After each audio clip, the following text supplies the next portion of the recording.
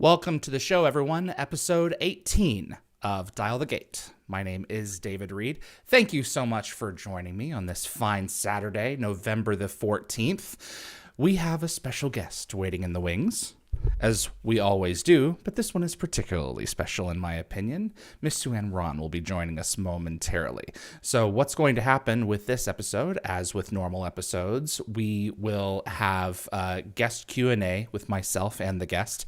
Then we will be inviting the crowd who's currently in the YouTube live chat to be submitting questions. After that happens, we will be showing you some Stargate art that I have submitted from a Miss Sally Whitesides, and then we will have a sign-off. So that's the normal run of show for this episode. Before I bring in Suanne, if you like Stargate and you want to see more content like this on YouTube, it would mean a great deal if you click that like button. It really makes a difference with YouTube's algorithm and will definitely help the show grow its audience. Please also consider sharing this video with a Stargate friend. And if you want to get notified about future episodes, click the subscribe icon. Giving the bell icon a click will notify you the moment a new video drops, and you'll get my notifications of any last-minute guest changes. This is key if you plan on watching live, and clips from this live stream will be released over the course of the next several days on both the Dial the Gate and GateWorld.net YouTube channels. So my moderators are in the YouTube chat and ready to take your questions for Miss Suanne Braun. And by the way, I've got her right here. Hello, Miss Hathor. Hello. I expect you to kneel before your goddess, otherwise I won't even speak. Very good. Very good. We shall talk. We shall deal with our company. How are you? I am really good. I mean, as good as one can be in day 90 million of the pandemic, which just keeps on rolling. Endless. Yeah, indeed. But thank God we're all healthy, and it's going to be, put it this way, it's going to be really odd wearing clothing without an elastic waistband. When we have to get dressed properly. Exactly. It's like these don't fit anymore. Yeah, oh really. God. Every now and then I just go upstairs and I try on a suit or something just to make sure otherwise, because basically I've lived in sweatpants and slippers since March.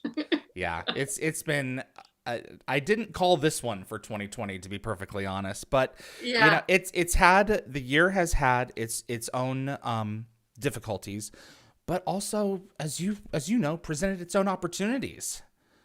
Absolutely. Do you want to talk a little about that? Well, Hathor Hosts, I presume you mean. Absolutely. Yeah. How long had you been wanting to do a talk show? Do you know, I actually didn't. And by that, consciously, I didn't sort of sit down and go, I want to do a talk show. But I have been saying for about 2 or 3 years, I was like, I would love to do something that combines all my strengths as a performer, but also with this background that I have, because, I started my career as live TV. Exactly. Yeah. And now I look back. At the time, I was like, why am I doing this? Now I look back and I'm like, it was such great training and grounding, and it has stood me in good stead for all kinds of things, not just something like a talk show. But so the idea sort of was serendipitous in that it happened one night. I watched a live Instagram, and it was a particularly bad one. The moderator was terrible. I mean, I so desperately want to say who it was, but I won't. I will be a lady. But it was terrible. And I was just I mean, a 5-year-old could have done better. And they had all kinds of technical challenges, which, having worked on Instagram Live, I now understand. So a little more respect in that department. But I was finding myself really stressed at the beginning of the pandemic. I wasn't able to sleep, and I was really worried about work and will I ever work again as a performer? And I watched, event after event get shut down, and basically terrifying.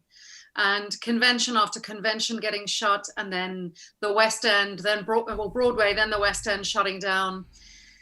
And I just lay awake one night and I suddenly thought, it literally was like, da, like hallelujah music. Kind of like I had a vision. And I suddenly went, I know what I can do. And I went back to sleep. I woke up the next day and I said to my husband, I'm going to do a show and I'm going to interview actors. And I think I should start with Stargate actors because that's kind of what I'm most known for. I've met some amazing people through it. And also the fan base is so supportive. And because the fan base is so supportive and has been so amazing to me for the last 25 years, 23 years, however long it's been, I also kind of knew, I thought, I was like, people will watch this, I think, unless I suck. And then I was like, and also I wanted to try and give back something in a minuscule way because people were being, professions were being decimated and people who'd look forward to conventions and appearances the whole year, maybe to meet somebody that they've saved their whole lives for, they're not going to have a chance to do that.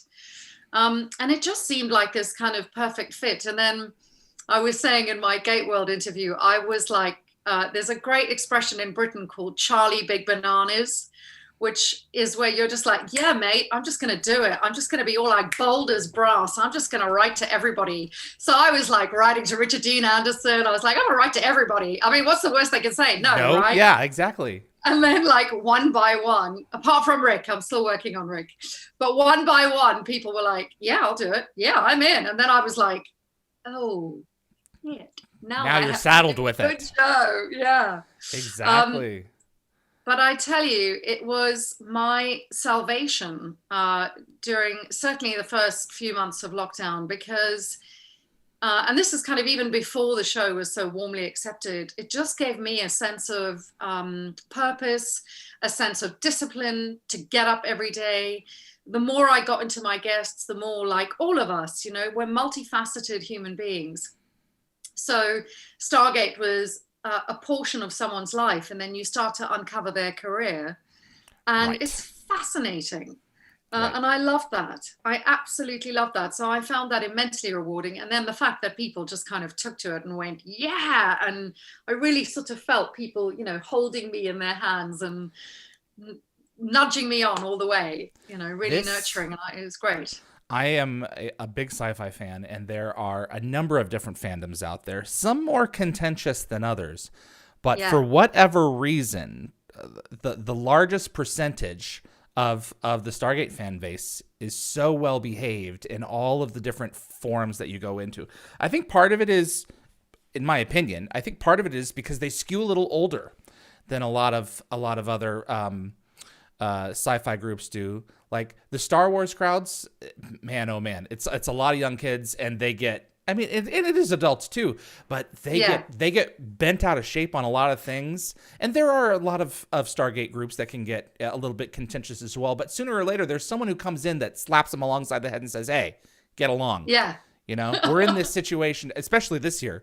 We're in this situation together. And to be placed, to put yourself into a position where you can give something positive out to the community, something that's not political, like everyone is political now. And, and everyone has an opinion on the situation that we're in, obviously, and fair enough. But that's just pure and positive, and it reminds us of forms of entertainment that were the most pure and positive. And that's Stargate. Exactly.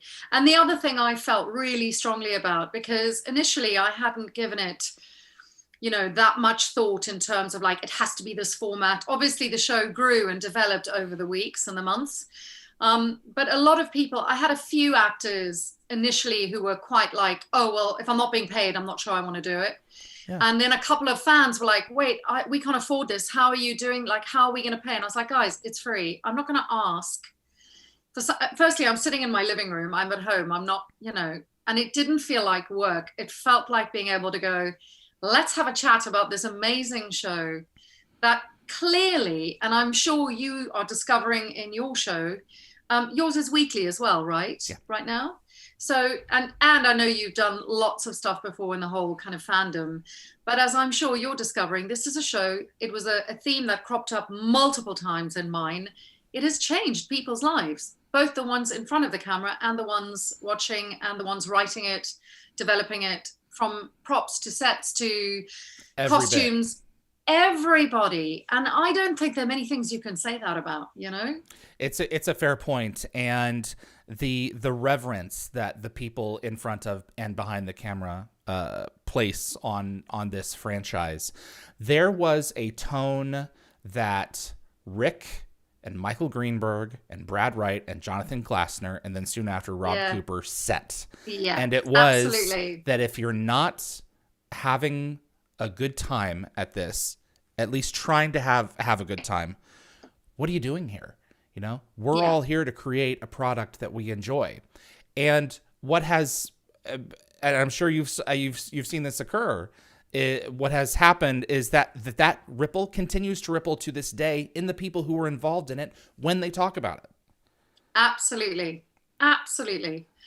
I have to ask you how you got into Stargate. Like you said, you're a massive sci-fi fan. So. Yeah, sure. I was 14, 15, and the first episode, Children of the Gods, was syndicated on late night ABC syndicated television on Saturday nights back in 1997, the fall of 97. I was a big fan of Poltergeist, The Legacy, and The Outer Limits, both of which were shot at Brick Studios. And one of them didn't come on. One did, and then this Children of the Gods thing came on. And I was like, I kind of recognize that ring. Oh, this is a TV show, but okay. I'd never seen the movie. And then the next, so the 2-hour pilot aired that Saturday night, and then the next night, Sunday, NBC had Stargate as a movie of the week. So I fell ass backward into this thing and started watching. A couple weeks later, I bought a subscription to Showtime, picked up season 2, and kind of filled in the pieces, and I've been watching ever since.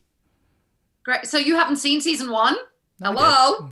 I did. I watched them concurrently. Eventually. Yeah. I watched that over the course of the fall. Yeah. So, and then the DVDs came out, and so yeah, I really have watched it since day one of syndication. And that's so cool. Yeah, it's one of those things that just it sticks to you like glue. It's a show that I think in some respects is more and it's going to be reinterpreted across generations, of course, but is more relevant potentially today than it was when it first came out. Yeah, absolutely.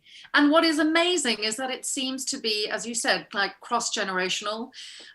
There were people, I was saying this actually when Amanda was on the show, I can't remember if it was the first or the second time, but we were talking about it that, like, I remember people coming up to me, with their kids who are like 6 and being like, we love you, I'm not allowed to watch your episode yet, and now they are coming up to me and the guy's like, hey, I'm 32 and this is my kid. And you're like, what? So it's amazing. Like the children who were little are now adults and showing their children and their kids' kids and all that sort of thing. It just keeps being passed on, and it's so fantastic. Brad Wright said, it's an evergreen show.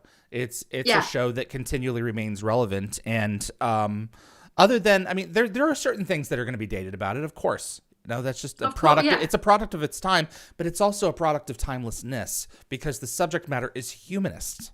Exactly. It's not political. Yeah. It's not ideological per se. It is about the human condition. And it's just asking questions. It's just saying, what about this? We're not necessarily going to give you an answer. The worst sci-fi, in my opinion, says, what about this? And if you don't think this way, you're wrong.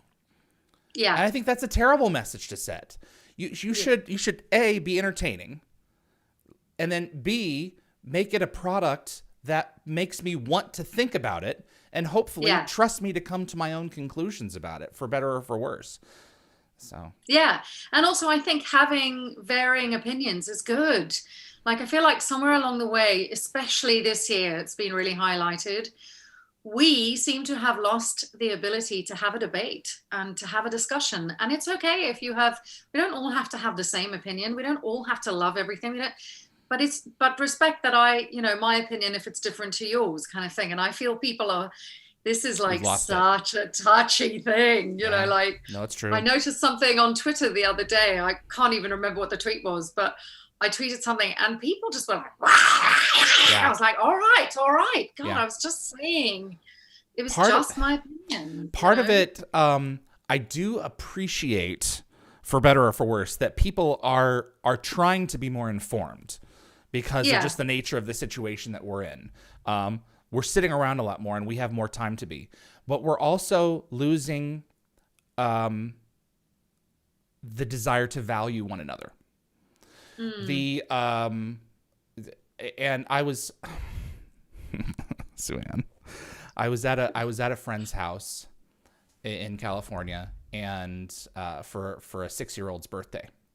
Yeah. And a political ad came on the screen, and the parent said to the 6-year-old, "Who's that?"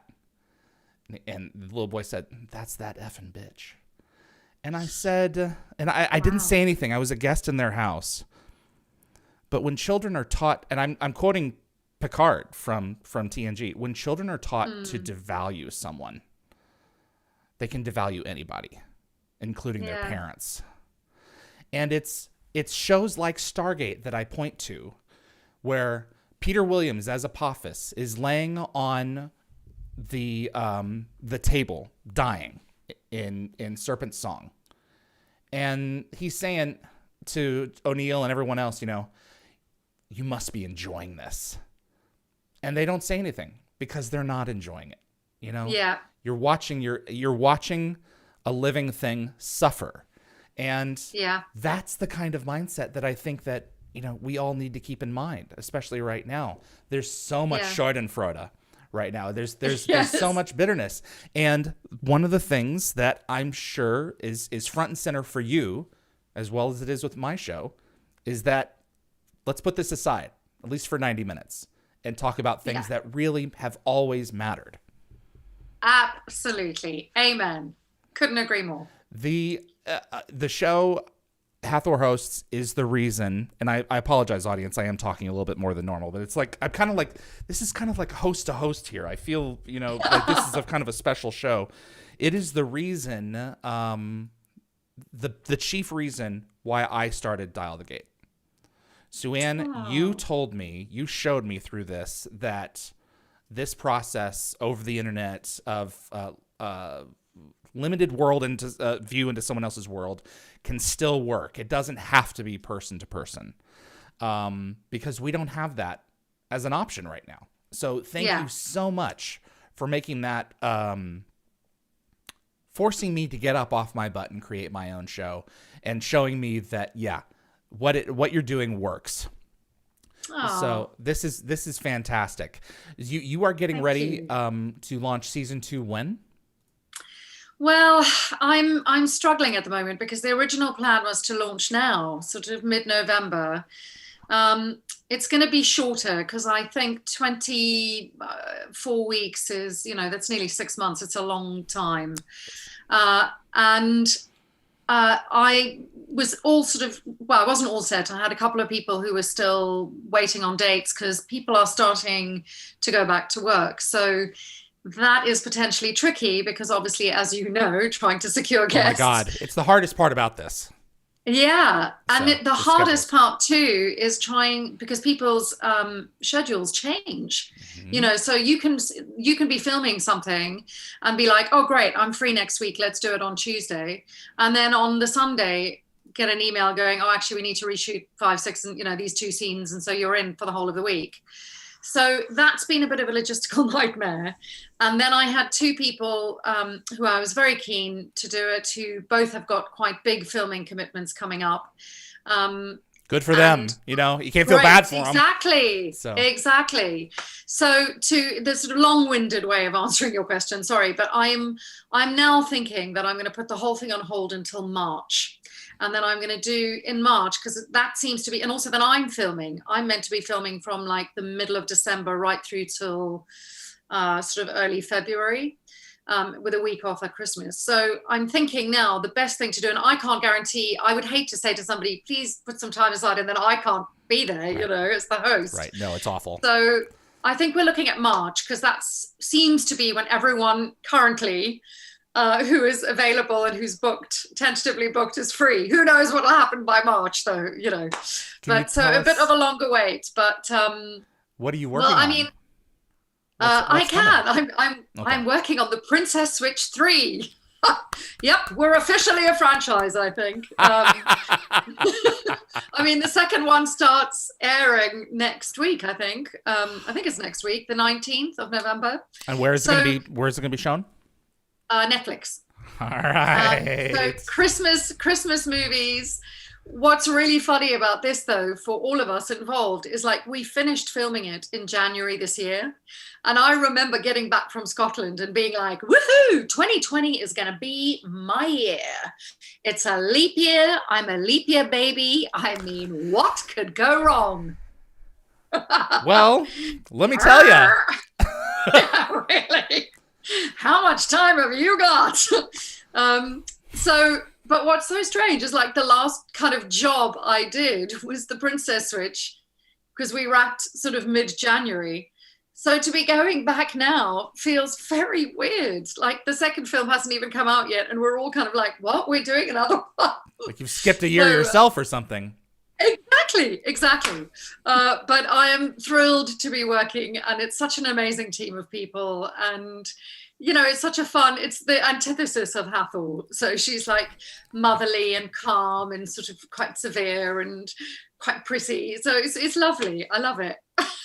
That's fantastic. It's just nice to be working, you know what I mean? Well, that's the thing. I didn't expect the talent to be working as, I mean, LA is still shut down as far as I know. Yeah. But most of these folks are Canadian, and those productions they're a bit in full swing. Amanda Tapping, as far as I know, is busier than she has ever been. And we're trying to get her, and you've gotten her twice. And I mean, it's like, Amanda, no, it's fantastic. This is a good thing. Amanda and I go back 20 years, but it's, I didn't expect the engine to be moving as much as it is right now. And exactly, you cannot blame the talent for wanting to get back to that. It's like, please go, we'll find some time at some point. You can't work forever. So yeah. And also I think the thing is that people are now, in terms of COVID, film companies are starting to become much more sussed about how they can work in this very strange new way that we have. But they are figuring it out. So as you said, like the engine is, because that same thing, like 90% of the guests are in Canada. Yeah. And they're all working, which is great. But it does make doing a show tricky. So I completely understand. But yes, fingers crossed we can do it in March. No, absolutely. Anyone besides Rick that you want to have on that you haven't had a chance to yet? Well, I would love to have Michael Shanks, and he has been asked sort of 3 times. And we did have a discussion early on, and he just, at the time, he said to me, this was very early. So the first people I asked were Michael, Chris Judge, Peter Williams, like my buddies, the people that and Amanda, obviously the people that I knew I could reach out to and that I have a really good relationship with and that I know well. So like Peter Kalamis, like I knew I would feel, I felt safe asking them. Yeah. Oh, he's amazing. And Michael at the time said to me, because I would love to have done him and Lexa together. And they were just like, we're homeschooling. Yeah. It was kind of early April, and everyone I think was just a bit like, what's happening? Are we going to die? It was, possibly, Exactly. It's been a scary year. It really has. And I've had like a few fans get a bit like, you need to ask this person and you need to ask that person. And what I think people do have to understand is that not everyone responds in the same way to a stressful situation. Some people are like, hey, yeah, I'm sitting at home. I've got nothing else to do. I'd love to chat to you. Other people are a bit like, the thought of doing this right now is terrifying because I have to be open and chat, and I'm not sure I'm comfortable with that because everything is making me feel like I want to curl up in a ball and cry. Yeah. You know what I mean? And so there are those extremes. So, but I think that it would be lovely to have them on, and I hope that we can do that in season 2. Chris is definitely somebody, he and I have been trying to get a date together to make it work, but he's definitely on the list. And then there were a few people that we had to either reschedule or things. So I'd definitely love to have Corin Nemec on. And Garrett Wong of Voyager fame. Yes, exactly. Well. What a Brilliant good guy. Garrett I've never Wong. met him, but I've always wanted. He's a good guy. He is such a lovely guy, and he's definitely on. And also Rainbow, who I know is on later today with you. So sort of Garrett and Rainbow were kind of like all set to go, and then things changed, and that's how I just said to them, please, definitely, you're in it for season 2. So whenever that may be. Have you been surprised at any of the answers that you've gotten back from your long form discussion of Q&A? I had Colin Cunningham on, was it last week? Oh, I love Colin. And he told us, it was just the nature of the conversation. He told us a story that he has never told publicly before at all. And it was just like in the spur of the moment, the topic, he felt that it was relevant. And I just assumed that there's someone out there who needed to hear that, Yeah. Has there been any conversation that you've had where you've stepped back and gone, because the intent with all of them is to be like, wow, I understand this person a lot more than I thought I would, and I get this person. But have any of them been like, I did not expect that? Yes. David Hewlett. He was, because I don't really know him well. We've met a few times at conventions. I had met Kate last year at Kalmar, and I adored her, like instantly just went, I love her. So she's somebody actually I would love to revisit, because I feel my first interview, the whole first interview almost didn't happen, because she got the time zone wrong, because I think I put 4 p.m. for her and it was 9 p.m. for me. And she read, and of course, because it's my fault, I sent the email with my time first. And after that, I was like, from now on, only give the guests their time. They don't need to know what time it is in your country. It's not relevant, That's fair. So each show, as I'm sure you're finding too, you learn things. You're like, right, note to self, don't do that again. Exactly. Never talk about that again. But yeah, so I knew David. We'd met a few times, but I didn't really know him. And I didn't know that much about Atlantis either. So that was really interesting, that whole journey. And then I just found him, I was just like completely captivated. I could have talked to him for 5 hours. He's so interesting. He's so genuine. He's so funny, but he's also really deep and bright and, really involved in working with kids and kids with learning, kids who struggle to learn in a way that everyone else finds normal and acceptable. And I just love that. And then he was unbelievably honest, which I didn't particularly expect about his... I saw, about caste relationships, I mean, those are things that you just don't normally share. But at a certain point, some people are just like, you know what? Especially if they have like a frustration in their own lives, sometimes that's also a potential way to solve it. It's to air some of these issues a little bit more publicly. And it was a really genuine, and also how his directing experience, and with how, the first film he did, like Dog's Breakfast, how fantastic, he loved that. And then Debug, which was meant to be this like amazing experience, and it ended up being such a trauma for him. And I found that really fascinating. And I was so, I sort of sent him a long letter afterwards saying, like, I was so moved by how truthful you were, because I really respect that, and I love that, because he didn't say anything untoward or anything like that. He was just honest. He was just like, and I think we're so used to kind of celebrities or people in interviews going, oh my God, it was amazing. Everything was amazing. I'm so happy. I love everything and everybody. Like, it's all awesome. Life is so amazing. It's just, it's great. But it isn't always. Exactly. And if anyone's going to give it to you, it's Hewlett. He's genuine, but he's thoughtful in ways that you wouldn't expect. There's the person is not, it could not, I think that person could be no more or less like the character, at least the way that the character began. Yeah. So, But also to answer your question, like virtually every single one of them, I kind of came away, and I wouldn't always watch the interviews immediately. I would give it a couple of months because I mainly hate watching myself. But when I would revisit it or go back, primarily for like technical things and trying to see what worked and what didn't, I was constantly surprised by their answers, and by people's careers. Like, how amazing. Sometimes I would finish a show and be like, I have no career, I'm such a failure. Because I was like, they've all done so brilliantly in the interim, and I'm like, I'm still in the same place in my career. But it's all good, and really, really fascinating to learn more about all of them. well, congratulations again on the show. YouTube, it is available at Hathor Hosts TV. Like and subscribe. Yes, please. Yes, I got to catch you up. Well, I mean, I had the benefit of Gateworld at my back. Gateworld promotes it, so you know that what? does help. It does help a little bit. So, yeah, we will grow together. Absolutely. I like that. Does Stargate's lasting? I mean, we touched on this a little bit. Does Stargate's lasting popularity ever surprise you? Being invited back to conventions year after year for a character that was in 3 episodes, I mean, really.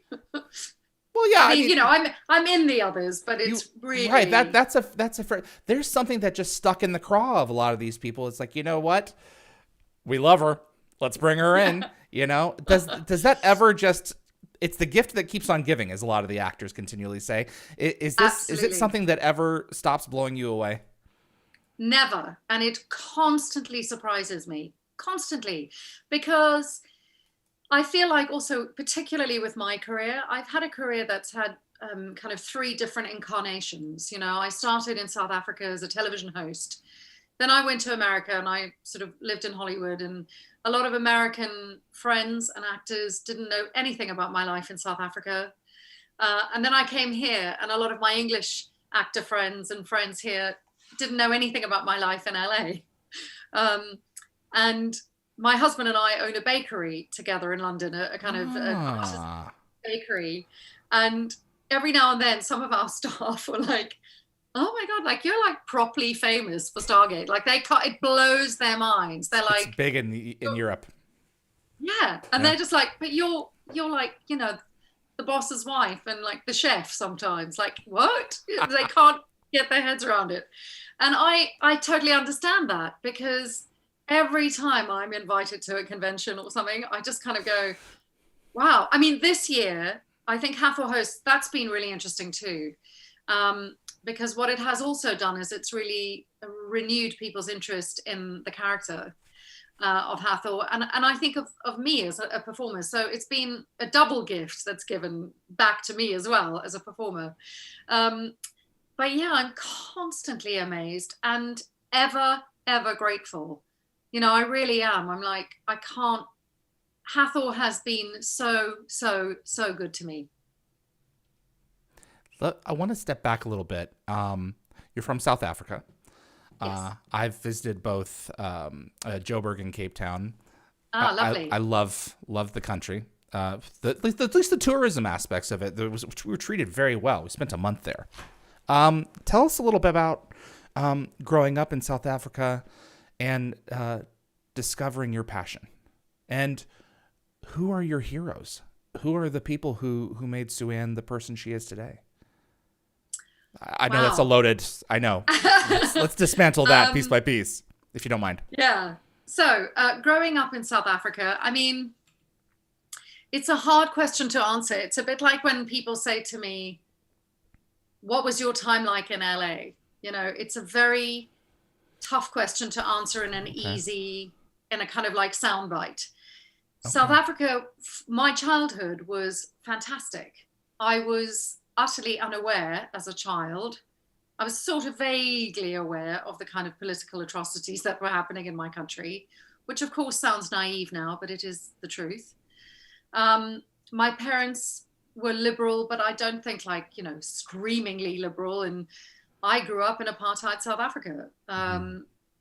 My own upbringing was not massively affected by it until I went to university. And it was when I went to university that I kind of went, hang on a minute, something's not right here. This can't be right. And obviously then you start reading about South Africa's position in the world and blah, blah, blah. But I grew up largely as an only child. I have two half brothers who are quite a lot older than I am, so they didn't grow up with me.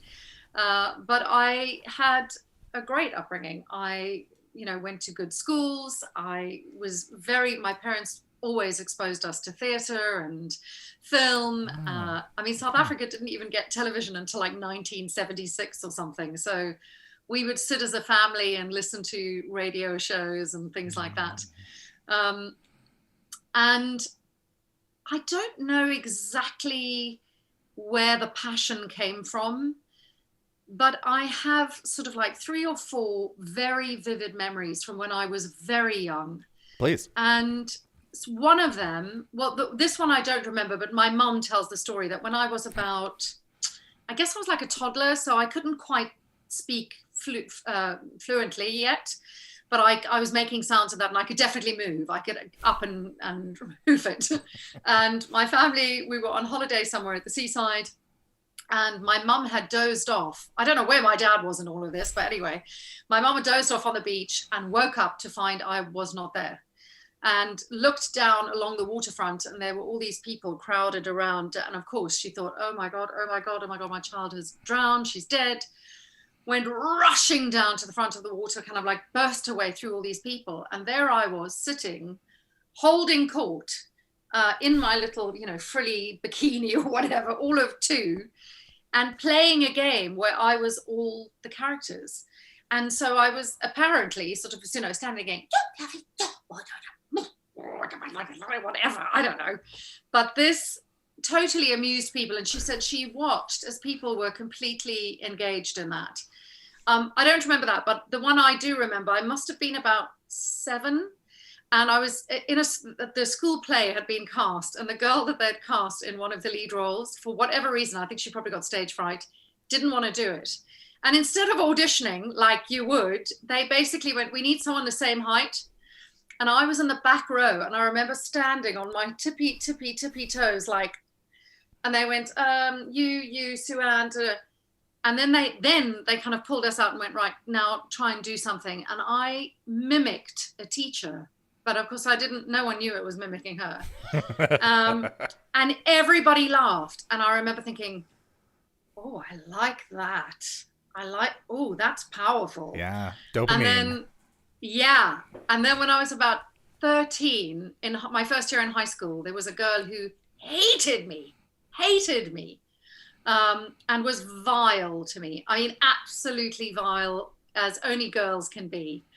And I kind of took it for about 3 months. And then we were on a school bus, on the school bus going somewhere on some school expedition.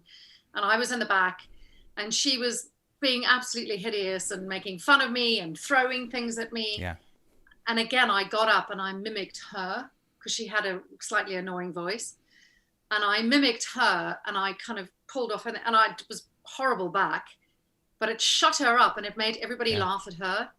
And suddenly people were like, oh, and that I remember thinking. And then just I've always had, imagination. We would play games as kids, and, far off lands and things like that.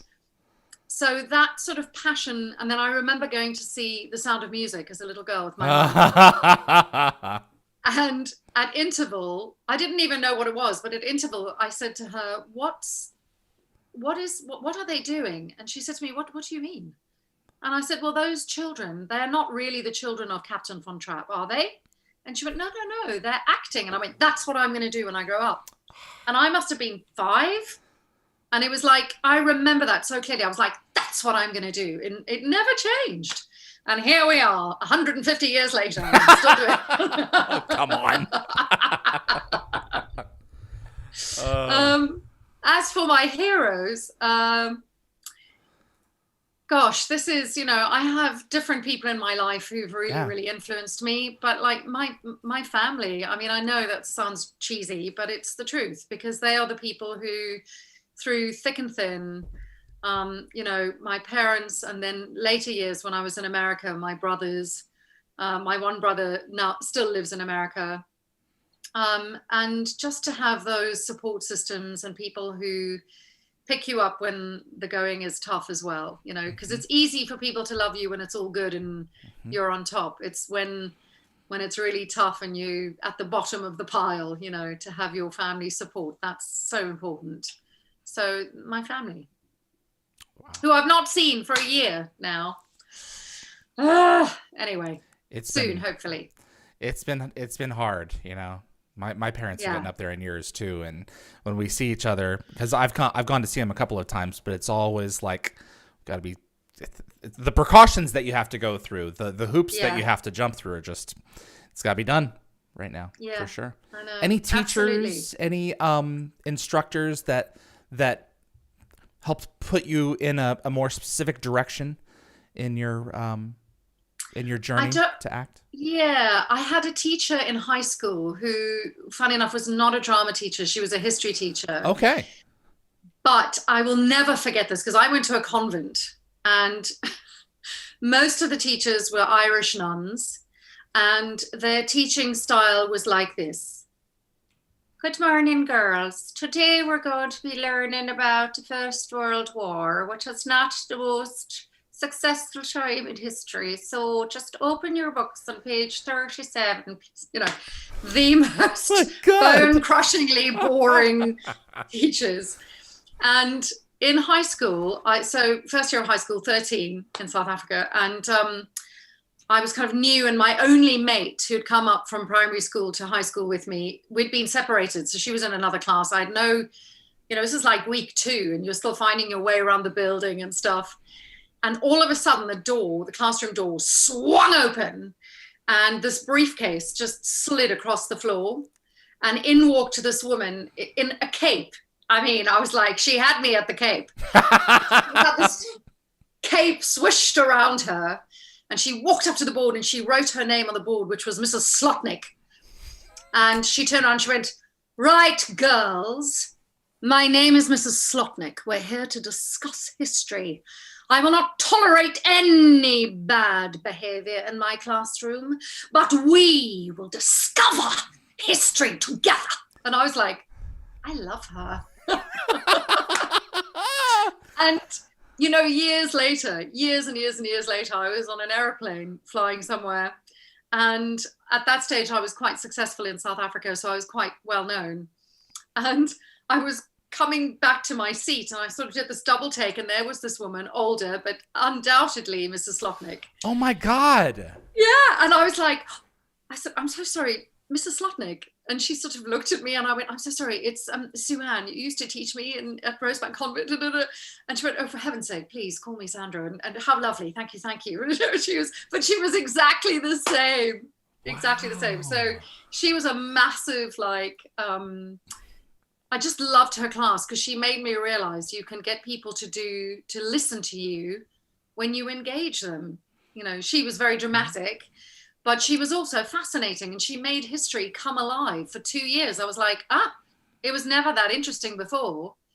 And she made it come alive to such a degree that I took it as a final year high school subject. Oh, wow.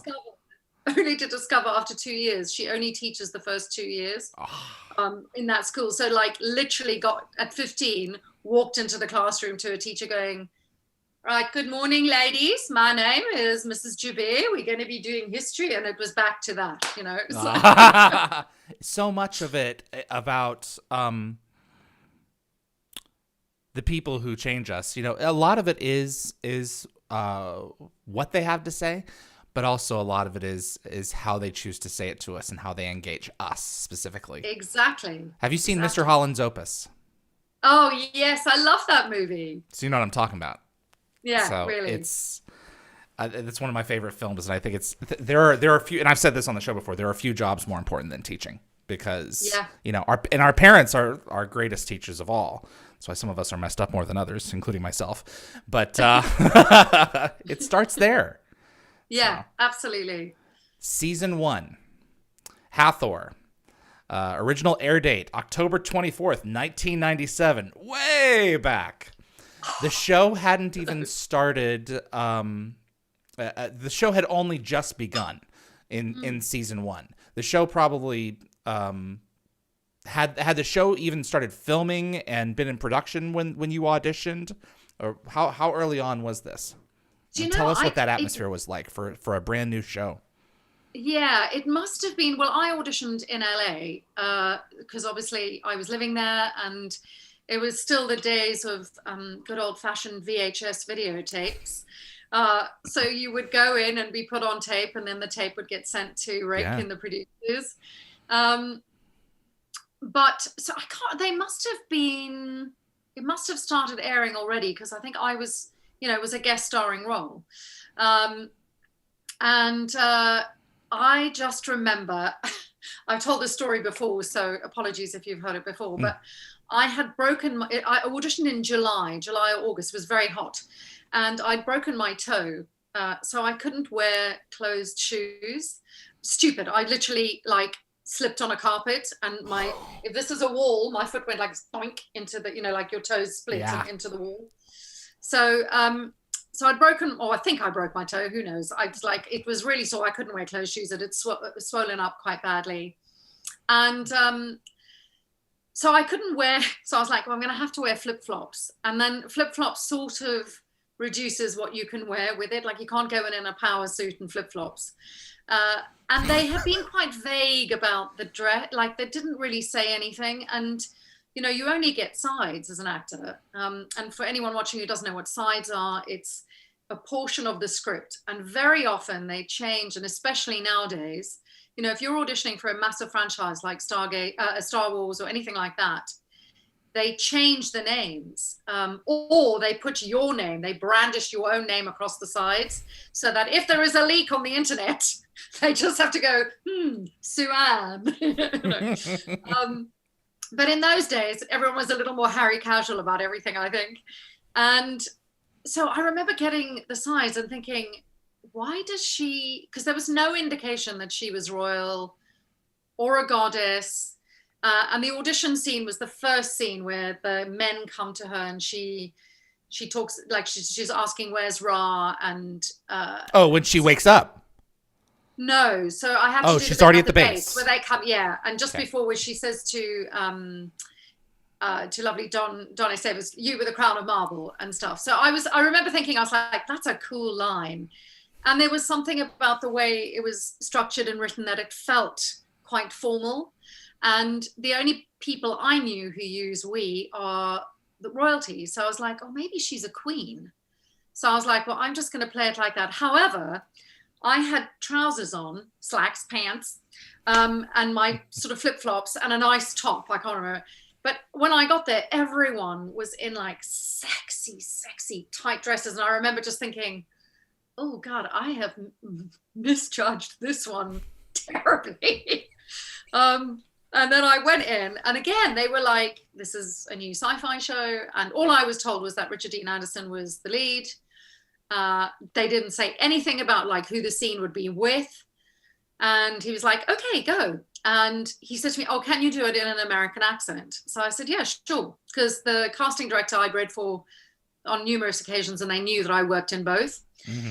And then he was like, great, thanks very much. That's all we need. And then he said, is there anything you'd like to ask? And I said, well, I said, I'm just curious. Is she a queen or royalty, or is she mad? And he's like, He said, if you were to play her mad, he said, she's not mad, but they all think she's mad. So, and I'd asked that in my own accent. And he said, actually, let's do another one, but let's use your own accent and really play up the regal thing. And that they think you mad, but you're not. So, that whole thing of so I was like, okay. And then all I remember is I sort of sat back in my chair, and I was very much like, you come to me, like that. And yeah, it obviously worked. So that was that. Absolutely. And then you get the script. Did you do any Yes. research on Hathor? I'm ashamed to say very little. I'm much better at research now. Of course, it's much more helpful now with the internet. Right, exactly, with Wikipedia. Yeah. I knew she was Egyptian, and I knew that she was, because of course in Egyptian mythology, she is different to Stargate. In Egyptian mythology, she's much more benevolent and kind, and her earthly form is a cow, which I've never gotten over, ever. It's like, really? She couldn't be a cat or a tiger. She's a cow. Right. And she is often depicted as a cow. I was like, excellent. A symbol of nourishment. Yes. All right, let's go with the that. best aspects of it. I like to think I was cast for my goddess qualities, not my bovine qualities. I mean, I'm hoping. That's terrific. But yeah, so I'd sort of done minimal research, and then I was like, oh, do I have to like sound Egyptian? And of course, when they give you all the Goa'uld dialogue, I was like, what now? And they didn't really say to me that my voice would be altered. So that was a bit of a shock when I saw the finished product. I knew it would be altered to a degree, but I was like, I sound like a man. So you'd not seen the film? I had seen the film, but I don't remember that in the film. Or maybe I saw the film afterwards. I don't remember. Okay. But yeah, so I get there, and then the only other thing I remember from my first like day there, I had met Mike Greenberg because he's married to a South African girl, to Nikki. Yes. And I can't remember how or whatever, how it came up, but he was like, oh, my wife's South African and she knows who you are. And I was like, oh, right. And he's like, yeah, she remembers you from South African television, yada, yada, yada. I was like, oh, great. Oh, okay. Then Nikki turns around and says to me, or maybe it was Mike, I can't even remember who, but basically it transpired that Sharon Stone, the Sharon Stone, was meant to play Hathor. And if you guys cast your minds back, there was a little film called Basic Instinct, which did quite well at the box office. So she was apparently all set to do Stargate. And then her agents were kind of like hedging their bets. They do, because in those days, of course, actors, film stars didn't do television, dear. But she obviously wanted to work. And I never knew that. Yeah. So they wanted, Sharon Stone was going to do it. And then she got offered Basic Instinct, did Basic Instinct instead. That obviously then wanted to become this massive hit. So they were like, right, we have to recast. So I remember very vividly them saying to me, so she's like meant to be the most beautiful woman in the universe and everything. And I was like, okay, great. Okay. And then on my first day, they couldn't decide if they wanted to use my hair or a wig. And they wanted it very straight, and obviously mine is not. And so I was sort of like half in makeup. I had like one eyeball painted and the others not. And they were like playing around with the design. And I had like a head full of curlers.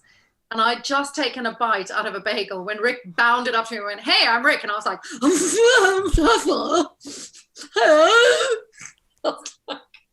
oh no, so not glamorous. And I could sort of see them thinking, have we made a terrible mistake? So I remember saying to the makeup artist, I was like, just please make me look amazing. Like, because the first scene I actually shot was the scene where she comes down into the war room, down that spiral staircase, which I just remember thinking, I was like, please don't let me fall. Please don't let me fall. Because they didn't want me looking down. They sort of wanted it to look like she was gliding down the stairs. We thank you for allowing us into your court. Exactly. And they didn't want me holding onto the sides, and this dress was really long, and oh my God, and I'm not good with props and things like that. I'm quite good when I just have to sit. I think you're the only person who's ever used those stairs, but continue. Oh, really? I'm pretty sure. So someone will correct me, but no one goes up there. ever. Yeah, Since the and top there's of a the reason. set. Exactly. And they were really narrow stairs and really, like, it was a really steep spiral. So I just remember thinking, I was like, please, God, don't fall down these stairs, Suanne, because you'll be fired before you've even uttered a word, you know. But yeah, so those are some funny memories that I have. Did you, not to skip ahead a little bit, but to skip ahead for a minute there, you exit through the Stargate at the end of that episode. Was there any murmur on the set that, you know what, we'll see you in the future, you know, you're out there somewhere, or was it could go either way?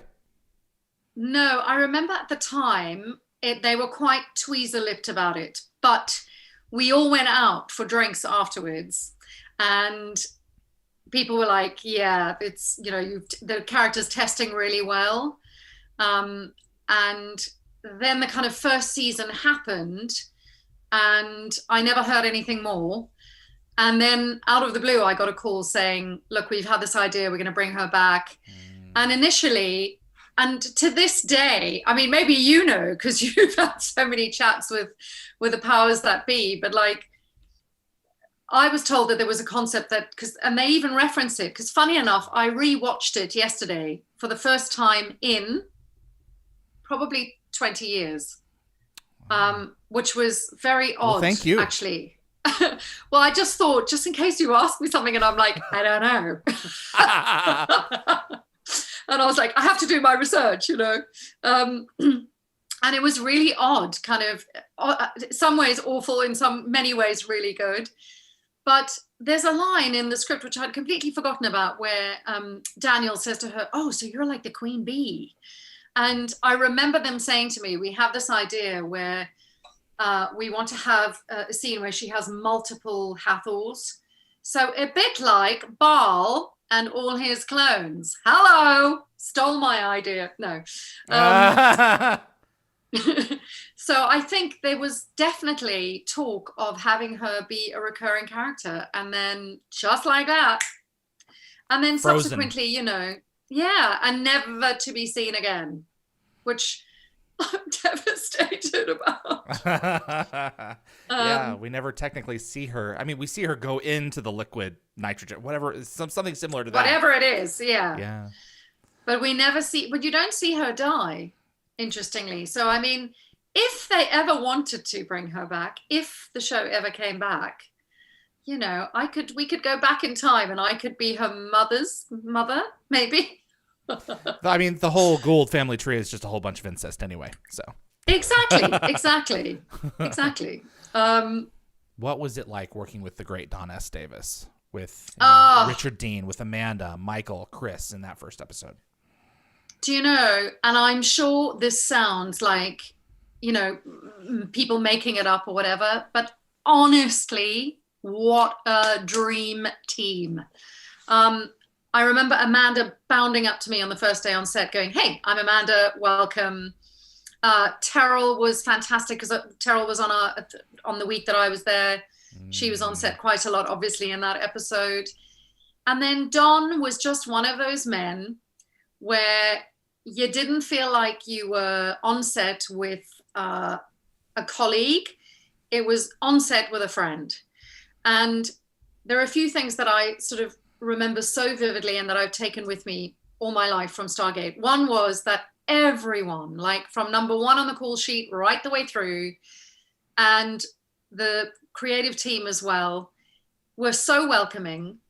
Everybody had this kind of like, they joked around a lot, but when we were working, you know, people weren't taking the piss and, you know, coming in late just because they were like a big star, or none of that, which you see, unfortunately, a lot on sets. Everyone was really working their butts off to make the best show possible.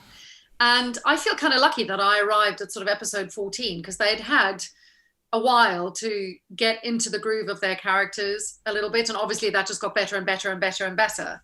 And I think you can sort of see it even when I reappear.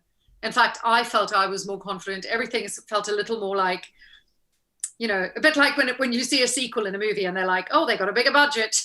Yeah, no, it was a season finale and a season premiere at that. Exactly. So I have just only happy memories. They were absolutely brilliant. I'm a big prankster on set, and so I like anyone.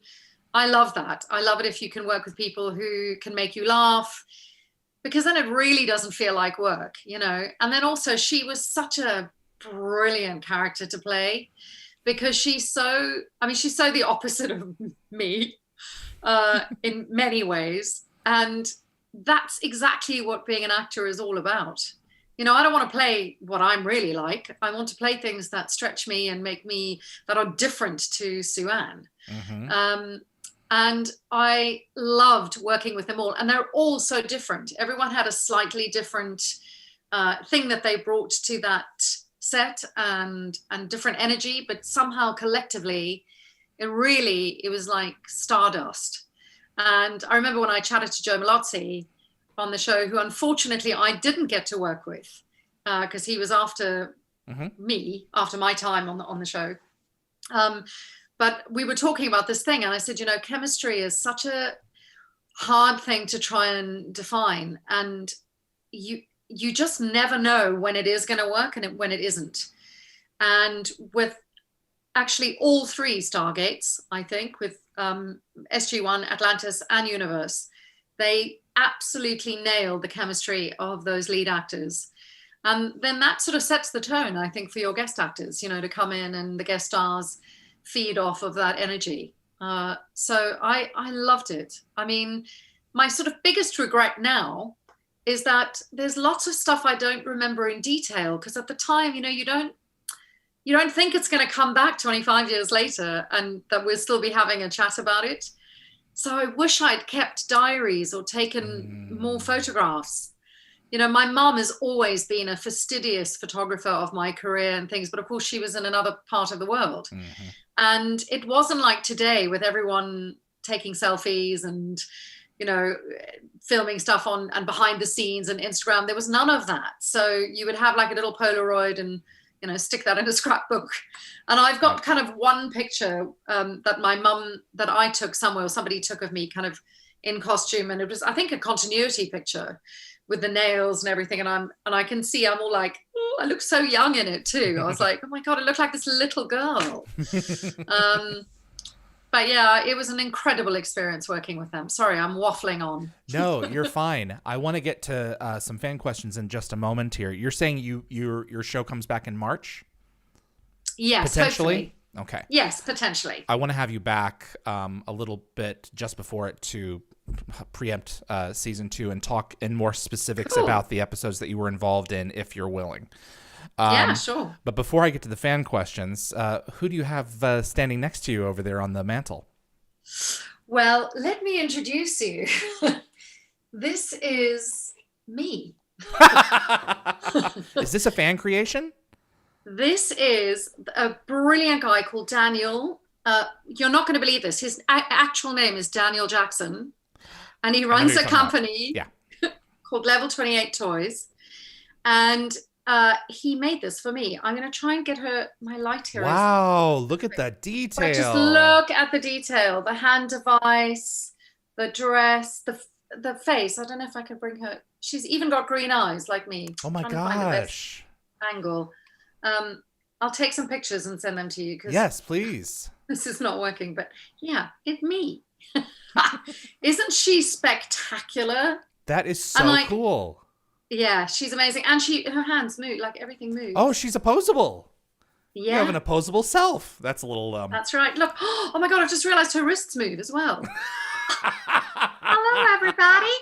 She doesn't talk like that. I don't know why I'm making her talk like that. Oh God, that's great. How was the costume? That, because you did have a couple, but that initial costume. This costume, let me tell you, I don't know what it is about me in terms of acting as an actress. I think there's something, you know, when they always talk about people you draw the thing you fear most towards you. Like, I seem to have that with costumes. I have like costumes that are the most uncomfortable, the most tricky, I mean, it was incredibly difficult to wear this because this part is so good that we've got it for show and tell. So this part here, they made out of metal, these straps here. Oh, I just poked her in the boob. Whoops, sorry. Harassment. And so they would like chafe into me because it was metal. Oh. And then after the first day, I had these deep grooves of metal cuts virtually into my neck. And they kind of went, oh, no, we can't have that. So they then kind of cushioned them, but they could only do the back because the front, you could see the cushioning. Oh, so no. I literally would have to like move it and then set it before scene. Yeah. And try not to move. And then the bodice was so tight that I couldn't sit on set. So they had a board for me, and I would be leant up against the board like this. And then I'd like prop me back up. Literally, they would like wheel me on this board and then whoops, prop me back up. I mean, crazy tight. Going to the loo was a no-no. So it was a nightmare because I'd get back to the hotel in the evening and be completely dehydrated because I would have not drunk any water. Wow. So the costume was a challenge. But as you and I were chatting before the show, when I saw the sketches for what I could have been wearing, I was like, oh, I love the costume. I love it. You know? Are you ready for this one? Go ahead. Oh my God. As I said, like literally the one sketch I saw, it was like a coat hanger. It looked like a metal coat hanger that had been like twisted over her boobs and then sort of nothing in the front. I was like, okay. And then also the thing that went underneath, and I had to wear that thing with the light on that, you know, gives the Goa'uld babies. Yes, I had on to your wear chest that or your stomach. under this. Yes. Wow. And that was really uncomfortable because, of course, it wasn't light. It was, and then the hand device was really tricky as well because it was actually heavy and metal, and each finger had to be put on individually. So I couldn't really do anything once it was on. You know, I had the other hand, but it was a very prohibitive costume. Let's put it that way. But it looked fab. So hey, who cares? So you've seen the concept art of the back of Hathor of coming out. Do you have that image on your phone still? So you can show that to fans. Bear with me. Yeah. And then I'll show you one that you've if Yes, here we go. Okay. If we can see, let's get up the light there. So that's one of the originals there. She's naked. She is naked, everybody. Well, if you think that's naked, wait until you see this. Oh, I'm not sure. No, go on, go. Well, I can't see. Oh, hello. Yes, that is quite naked. Yes. So the concept art it was showtime. Woohoo! Yes, that's right. Get the twins out. Oh my God. So I guess maybe costume or no costume. Back. Hey, you know, Yeah, never know. Teresa McAllister wants to know, Suanne, do you follow a fitness program? I mean, it's either that or you've got your own sarcophagus. Oh, that's very sweet. No, I am. In fact, fitness is an ongoing, challenging aspect of my life and my career because I like to eat. I'm an eater. A foodie. And yeah, I'm a foodie, big time. And although I must say, in the last sort of year or so, I've been, had to really just kind of go, no, I've got to be better. But fitness, it bores the hell out of me. I like standing in a gym and running on a treadmill going nowhere or a bicycle doing that. I can't get into that. So I do love dancing. I absolutely love dancing.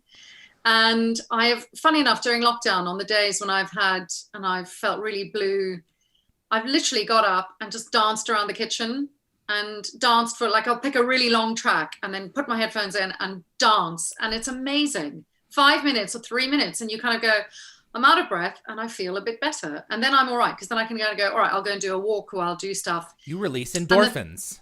And it doesn't take much to do it. And it's something that we all forget about. Yeah, exactly. And then everything else is good lighting, although this isn't great lighting at the moment, but never mind. It's a custom-made home set. So. I tell you what, David, I bet you're learning about this too. With doing the show, I was like, I'm learning about lighting. I've got a, I've got a. No one ever gets to window. See. So I've got a window. Right. Oh my God, I've not decorated very well. But this, So I've got a huge light here.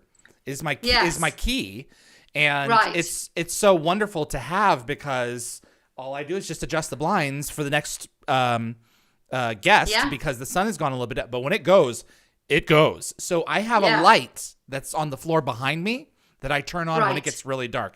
Yeah, I mean, and it's what, 10 o'clock, 10:30 there? So, I mean, what are you going to do, you know? You got to make it work. Yeah, exactly. This changed my life, though, this little light, which I haven't needed tonight, but it's an amazing light, which I got on Amazon. It's like a little USB It's really light, lightweight. Yeah, no, it's not USB. Oh. But check this out. Like, I'm just going to, bear with us, everyone. It goes, it's amazing how bright it can go. It's got a little filter on it. Okay. But it can go, it's very bright. So it's kind of like a fill. Super bright. Okay. Yeah. So you can have, that's obviously Whoa! Right. We're telling ghost stories. But yeah, so anyway, thank you very much for that lovely comment. I don't know. Lots of water. That is my key. That is the one good thing I've always done is I drink lots of water. Good for you. Claire Cowan, how weird is it? I mean, these are a little far afield, some of them. So, how weird is it being born on the 29th February? I guess not weird for you being a leap year baby. And I know a few of them, you know? Do you? Yeah, I know like 2 or 3. So you're technically, what, 8 years old? Oh, you are kind. I'm in double digits now, which is not so much fun. It was really nice when I was like, I'm 7 or 8. The minute I hit 10, I was like, I don't like this anymore. It's kind of weird, although it's also really nice because I only get a birthday once every 4 years, but then everybody makes a really big fuss. And then when I lived in the States, they tend to celebrate on the 1st of March. Yeah. And my family always celebrated on the 28th for some weird reason. So in my sort of 10 years of living in LA, I would have a 2-day birthday for 3 years in a row because my parents and everyone would make a fuss on the 28th in the Southern Hemisphere. And then everyone in America would be like, woohoo, happy birthday, Suanne. So I was like, yeah, that's great. But yeah, so. Labana, Suanne, has it ever been, or have you ever had any awkward moments in terms of humor on set being South African British versus dealing often with American Canadian casts? Like, I mean, you said tweezer something or other, like, in other words, like tight-lipped. I was like, yes, you know, little things like that. Not so much me personally, but I know lots of people who've got into trouble with various colloquialisms and slang from different countries. So I remember when I lived in LA, my roommate, who was American but was dating a South African, an Italian South African, and she went to South Africa. And now in South Africa, a fanny, as in England, your fanny is not your ass. It's the other side. And so she was sitting at this very like religious Italian family's dinner, and the grandmother was like, so Jennifer, welcome to South Africa. You are okay? You had a nice trip? She's like, yeah, except somebody stole my fanny pack. So like everyone dropped their knives and forks, and she was like, yeah, I was so pissed because, you know, I love my fanny pack. The grandmother was like, what does she say? So every now and then, things like that. And, you know, also I remember when I did, actually this is one, when I lived in America, when I was in LA and I was on the set. What was I filming? I think it might have been Just Shoot Me, the sitcom Just Shoot Me. And yeah, it was. And we were filming in a set that was an office. And I was talking about, they had like a whole lot of desk, you know, papers and a stapler and desk paraphernalia. And I was like, oh, can somebody just pass me that rubber? I really love rubbers. And the whole crew were like, what? And I was like, the The eraser, not the rubber, not the condom. No. Oh my God. Jeez. Yeah. So there are a couple of things like that can always be a bit, tricky. Well, I mean, there's just going to be, those things are just going to happen every now and then. Summer, one of my moderators actually, Summer said, so despite you as Hathor having a great character and iconic episode containing some of the best lines, there are canon issues. I don't know if you know this, with the Queen as she was designed for you and then came later. Have you seen what the Goa'uld Queen actually looks like in canon now? No. So you don't know what she looks like. You're going to be probably repulsed. Oh, okay. Oh, well, it's sort of a step up from a cow. Oh my God. Ish. So that whole sack is the birthing sack. Wow. Mm-hmm. Well, yes, that is quite a different look, isn't it? Yeah. But I think I could rock that. That looks like a costume that I would probably wear, actually. Like, hey, Suanne, could you work this? Yeah, sure. Yeah, I'll just work that. Yeah, that's her her symbiote form. Yes. So yeah, it's crazy. Wow. I'll send you a more detailed shot of it later so you can have a look of all of this stuff. So, Gategabber, is there any part or character you've always wanted to play? I get asked this quite a lot. Okay. And there isn't anything specific in terms of, I have theatre roles that I'd quite like to play.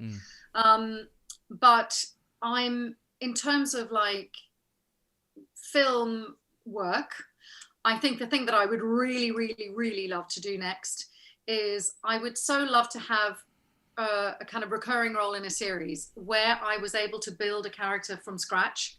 So where you can sort of see, I've been working quite a lot with a writer friend of mine, a screenwriter friend of mine, and it's so fascinating to me. Like, he'll write something and then we'll have a discussion, and he also writes for one of the biggest series here.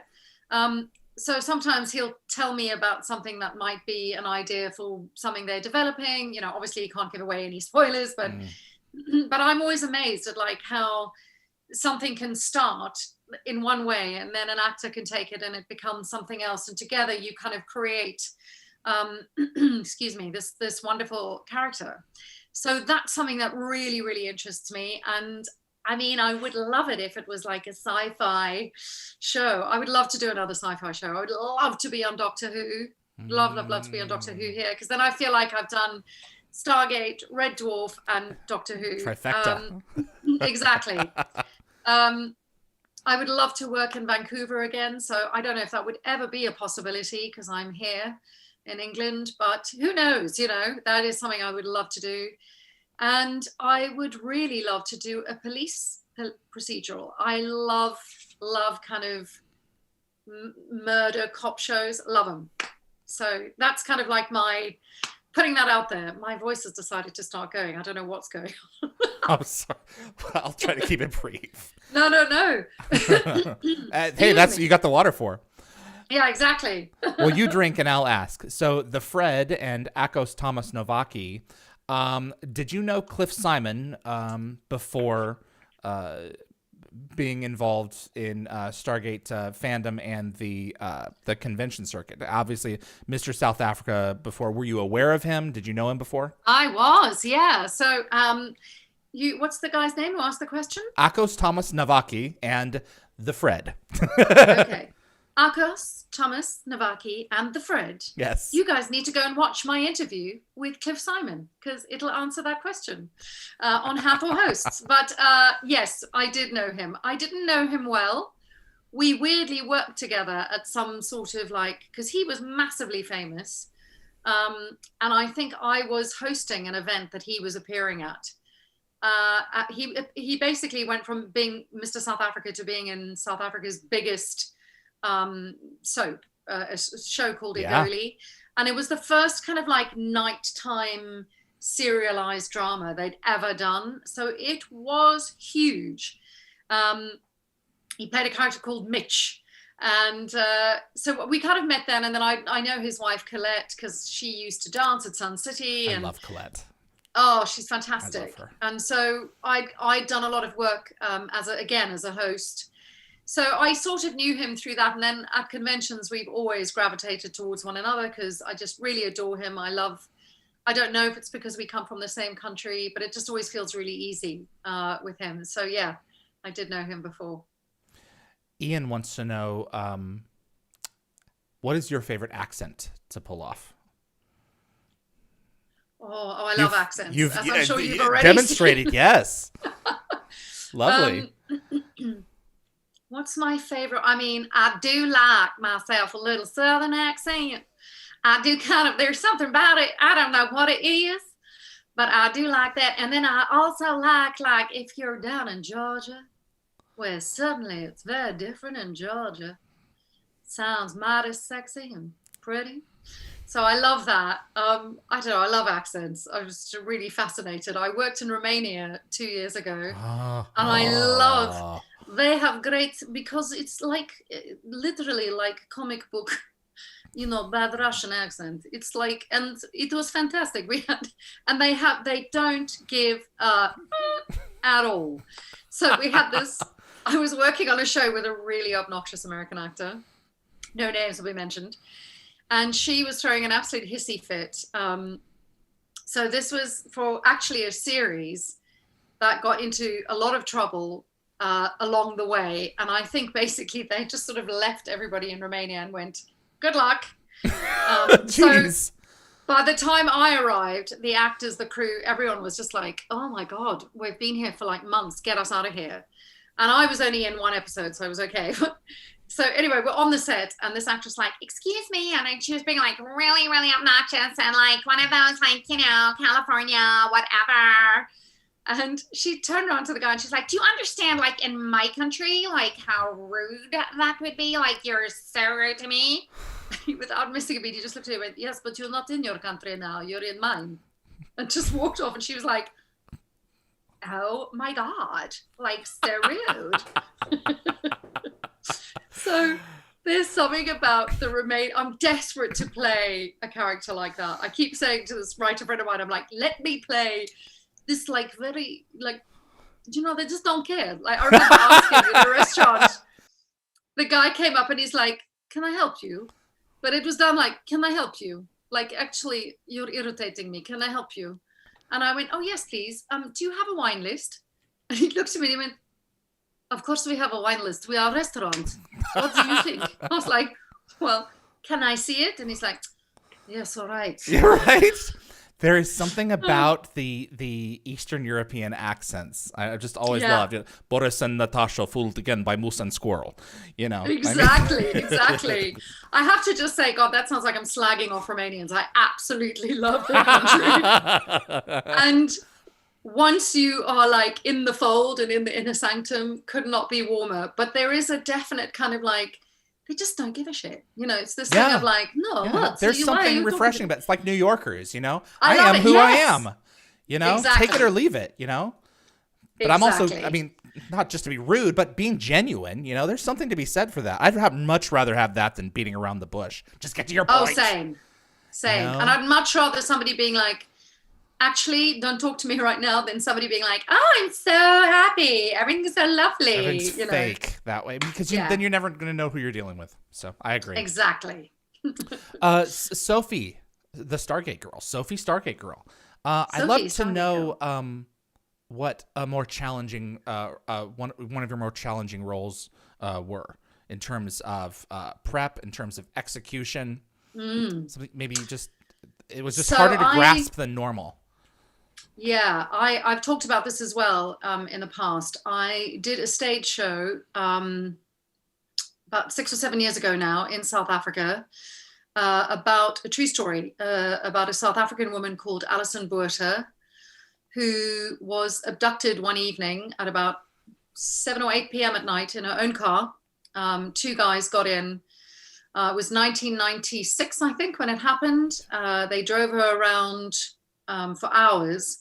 They kept telling her they wouldn't hurt her, that it was all going to be okay. and then eventually kind of drove her into this little clearing near the sea.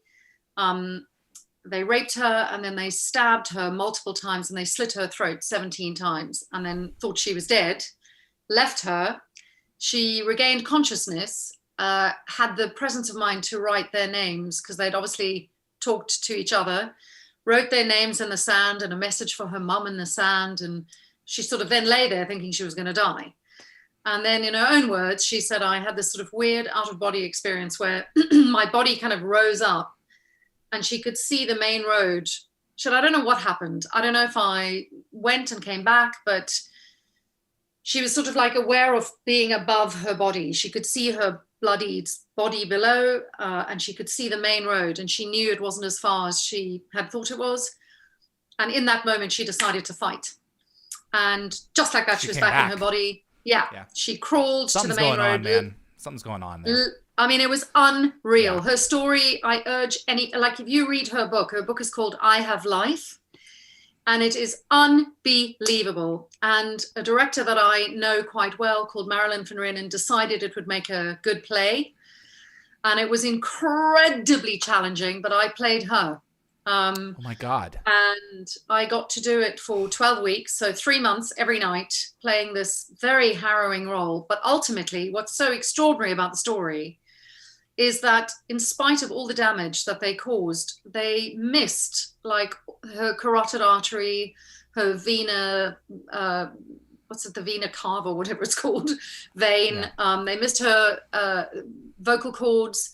So, and they tried to destroy her womb and apparently didn't do any long-term damage. I mean, she's obviously got scars there, but she was able to speak. So when she woke up the next day in hospital, she was able to speak and identify them, and they were arrested and remain in prison today. And she has subsequently gone on to be, she also was really instigative in changing kind of the laws in South Africa to talk about kind of rape victims, because she right away was like, I will never be one of those women who's like, oh, it was my fault. Because I mean, she was in her own car. So it's an amazing story. And it happened at a time in South Africa when the country was changing politically. And I think her story really resonates with people all over the world. And it was a huge challenge to play her. But also it was one of the most rewarding things I've ever done in my entire life. Because I've never done a play ever where the audience would get to the point in the show where she comes back into her body and decides, I'm going to fight. And even talk about it now, I get goosebumps. Yeah. And people literally would be like, like there was this kind of reaction. And afterwards, every single night we would get to the end and the lights would do this really slow fade to black. And by the time the lights were down, people were up out of their chairs, screaming, going absolutely nuts. And for the first week of the run, we had her in the audience every night. Oh my God. So we would get to the end and I would say, ladies and gentlemen, the real Alison, and she would come on stage and people would just go absolutely nuts. Wow. But it was an incredible challenge, a massive honor, but really challenging because the subject matter is tricky. Sensitive difficult issue. Very sensitive, and how to present it in a way on stage, because also the director was like, I don't want any nudity. Mm-hmm. No one needs, we know, almost everyone in South Africa knows what happened to her. And if you didn't know, she was like, I'm not interested in showing that. I don't want to give these men any more power than they have. So it was very, very challenging. And then also the play is heavily based on a book that she wrote. But in the book, she talks a lot about, for example, there's a bit in the book where they pull up at a light and in front of them, there's a cop car. And she's driving, like thinking, oh, please help me. But she's like, the whole time working out, thinking, do I have time to get out and signal for help? If I hoot, will they, if I honk the horn, will they see me, or will they drive off? If I just kill her right there, Yeah. Exactly. And the big challenge was like, how do we show that when because I said it became very clear that when I spoke, it didn't work when I was speaking her thoughts. And I was like, we have to find a way that we somehow know when Alison is thinking and when she's actually speaking to the two men in the car. And we came up with a really simple but massively effective device, which was that the other actors who all played multiple parts would become my voice. And it's at first you're like, yeah. You would have to get used to it. Exactly. But it's amazing because it happens like that. People go, oh, I see, that's what they're doing. And then they're in the story, and we had almost no props. I was never nude. And in fact, the whole rape scene, because in reality it happened in the passenger seat, I stood and narrated it, and all you could see were his hands. He was sort of kneeling, but in the dark. And you just saw a hand reach up for my hand here because he throttles her. So we did really kind of clever, simple things that were incredibly effective, because I think it made people go, oh, then it's even more horrific when you hear what she actually had to go through and how she coped. Anyway, so yeah, that was probably the most challenging. How rewarding. And how what an honor incredible. To be picked to do it. I mean, just being selected right there is almost like, yeah, how wonderful. And amazingly, like the moment, because I obviously knew who she was. Yeah. And funny enough, when I read her book when I was living in LA, like in the early 90s, and I so wanted to make it into a movie, but I didn't know how. I was like, I don't know how to get the rights. And I never really pursued it. But like her book stayed with me for years. So I didn't know, like when I met her, I was like, how will it be? And it's so weird. We kind of look similar. We have very similar speech patterns. And she had so many friends come and see the show who were like, because I dyed my hair brown to play her. Yeah. And there were so many people who were like, I would look up, like do a double take and just kind of go, is that Ali? It's working. So it was, yeah. Wow. So it was a massive honor, and she's an incredible woman, and I love her to this day. Morkan says, did you study Ra at all in the original film to give you any kind of inspiration for playing his wife/daughter? No, I'm afraid to say I did not. I was like, Rashma. Oh, okay. So it wasn't even like, was it an avoidance of the content to create your own interpretation? No, it was more, I kind of, as I said, I looked up who Hathor was. Yeah. And then I think on like my second day, because, they change the script all the time and you get like pink pages, green pages. Mm-hmm. And somebody came up to me and said, don't get too hung up on like the Egyptian mythology, because actually we're kind of doing our own thing. She's not quite the same. So I allowed that kind of imagination to just, and then I knew that in our version, her relationship with Ra is not good. Yeah. So I had worked out a little backstory that he'd kind of betrayed her and left her. Because I was like, what's she doing in that Mayan temple anyway? Hey, you locked her in there. Exactly. But why? So I was like, that's the story I think we should tell. Do you still have that story? Oh, yeah. Tucked away. Well, you may have to hint at it at some point when we have you back. Okay. Guillaume, what was it like working with Michael Shanks? I mean, in this episode, he's basically her experiment. I mean, Jack is as well to make New Jaffa, but she selected him to be the DNA of her her new babies. I mean, I know I sound like a broken record, but again, I have only wonderful things to say. He was really lovely, warm, welcoming. When I first arrived, we worked together really easily. I felt there was quite good chemistry.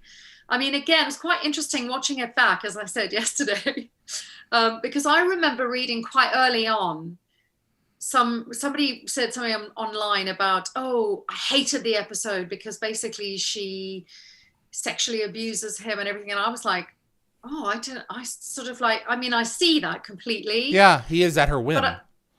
He is, but I was also a bit like, guys, it's, like she's an evil goddess. Just that, of course, she's going to do whatever, if it was a man, he may, in this sort of like traditional old tropes that probably would have been, through violence or a fight or a duel. She used the tool that she knew would be the most effective, and that was seduction. That was how she got what she needed.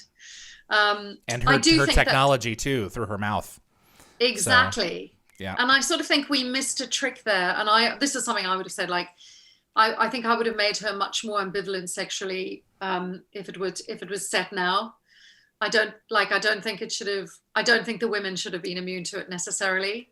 Which, I don't know, it might have been a very different show. There was a thing there's a scene where I'm sort of rubbing something on Amanda's face.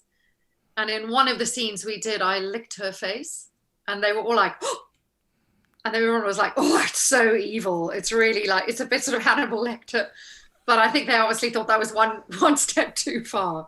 But I kind of loved that because it was like, it made her,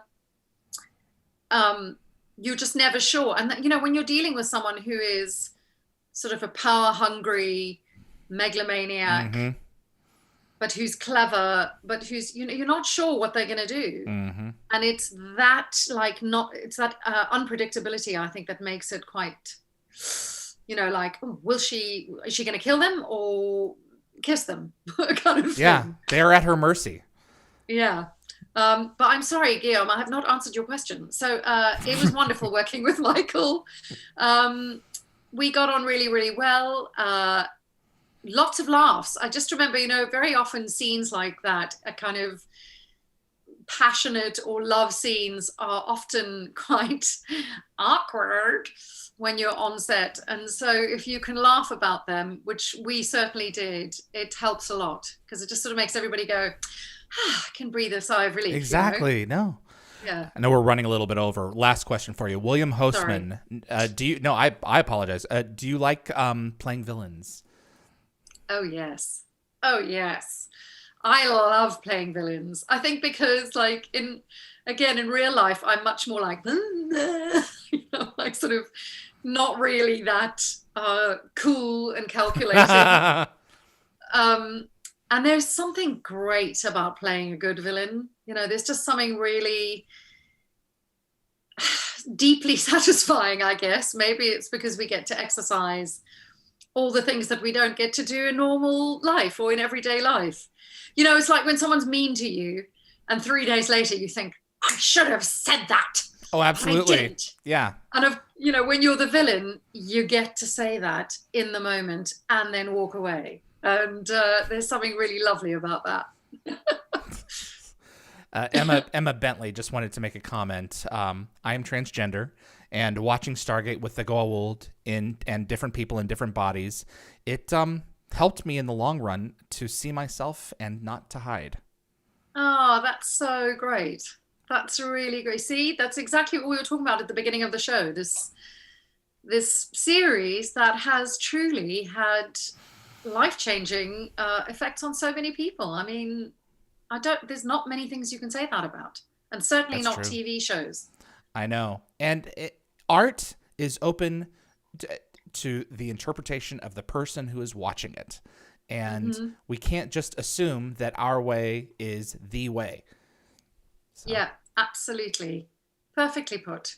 Suanne, this has been a delight. I have been wanting to have a conversation with you for years now. I am so privileged to have you on, and I'm really looking forward to watching our two shows grow for the next few years here.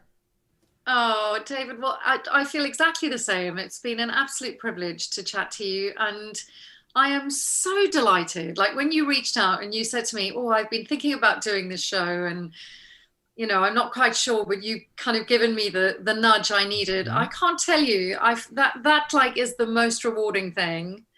A, and B, huge congratulations on your show. It is wonderful. I've watched a few of your interviews. I'm a bit behind, but it's just been great. And it's so wonderful because you clearly love the show and the genre, and such respectful, lovely, warm, fantastic interviews. So I wish you nothing but great success for the future. And as you said, it'd be lovely watching our shows grow together. Absolutely. No, and thank you for always being there for the fans and being so receptive to them, and just continuing to keep the love of this franchise alive. Truly.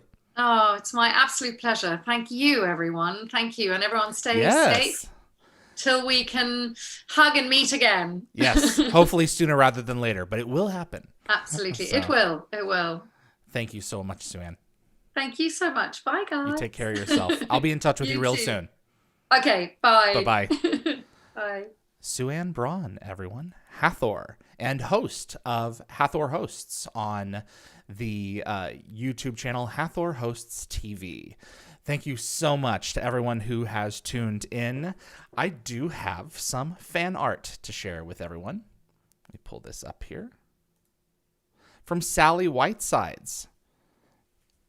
The first two pictures are a Stargate centerpiece that I made. The Stargate itself is made out of styrofoam and all hand painted. And inside the Stargate are my own drawings. There's an SG-1 and an SGA side. So that's the SGA side. Let's look at the SG-1 side. Oh, how cool. The next picture is a charcoal drawing of Daniel Jackson. It looks like him from beneath the surface. And Michael has given his blessing on that for sure. And the next is also something I created for a centerpiece. This is created with about 4,000 beads individually placed and melted together. I created it based off of a picture from reference.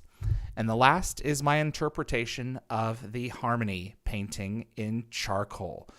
Wow, that is charcoal. That is so cool. All right. Sally also says, I started creating Stargate art several years ago, and I wasn't very good at it. I just did it to pass some time, and I ended up getting sick, and then art became something that I did in the hospital to help pass the time and keep my mind off things. As I started doing it more and more, I realized I was getting better. And then I started doing it more and more in different things like charcoal and painting, so different mediums, and I'm still learning, but I am working at it. You know, it's amazing what we can accomplish when we hunker down and put our mind to it. So thank you, Sally, for submitting those. So before we go, if you like what you've seen in this episode, I would really appreciate it if you would click the like button. It really makes a difference with YouTube's algorithm, and it will definitely help the show grow its audience. And please also consider sharing this video with a Stargate friend. If you want to get notified about future episodes, please click that subscribe icon. And if you plan on watching live, I recommend giving the bell icon a click so you'll be the first to know of any schedule changes, which will happen now and again. And clips from this live streamer will be released over the course of the next several days on both the DialtheGate and GateWorld.net YouTube channels. Speaking of schedule changes, I do have a note from Rainbow. He sent to me about 25 minutes ago. We may have a schedule change there. For sure, he's probably not going to be ready in the next 15 minutes. So I will be posting a notification of what's going on there so that we can accommodate his schedule. Thank you again so much to Suanne Braun of Hathor Hosts. And thank you to my moderators, Summer, Ian, Tracy, Keith, and Jeremy. You guys are fantastic. Jennifer Kirby and Linda Gategab Fury. That rhymes. Thank you so much for everyone for tuning in. And you know what? We will be seeing you on the other side.